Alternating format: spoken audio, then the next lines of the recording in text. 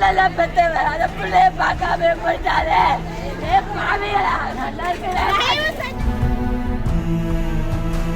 நீங்க தான் திருகாய கொடுக்கணும். அந்த பிள்ளைக்கு 6 வருஷமா பிள்ளை இல்ல சார்.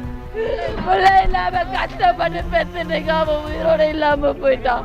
எங்க பிள்ளையோட உயிர் அநியாயமா போயிருச்சு. பிஞ்சு உயிர் பிறந்த 3 நாளில் தாயின் உயிர் பறிப்போன அவலம்.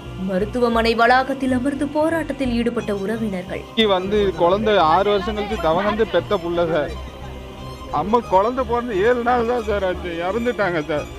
இவங்க சொன்ன இவங்களோட ஒரு அலட்சியத்தால இன்னைக்கு என் ஒய்ஃப் என் கிட்ட இல்லை. அவங்க பெத்த குழந்தைய கையில கூட தூக்கல சார். இன்னும்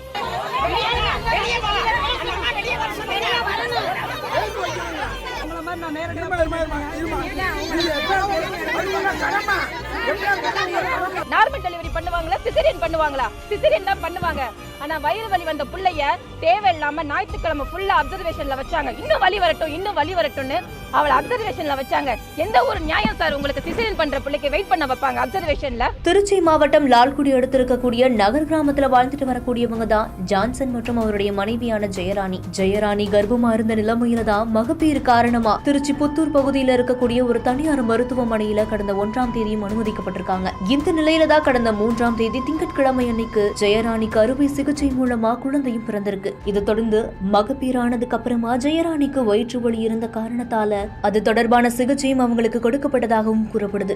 ஆனாலுமே வயிற்று வலி குறையாம அதிகரித்த காரணத்தால ஜெயராணி அங்க இருக்கக்கூடிய மருத்துவர்கள் சோதனை செய்து பார்த்ததுல உடல்ல ஓட்டை விழுந்ததாகவும் தெரிய வந்திருக்கு. அதுல ஜெயராணி சிகிச்சை பலன் இல்லாம உயிரிழந்து போனதாகவும் சொல்லப்படுது. எந்த சிசேரியன் பண்ண பொம்பளைக்கு சார் இனிமா கொடுப்பாங்க?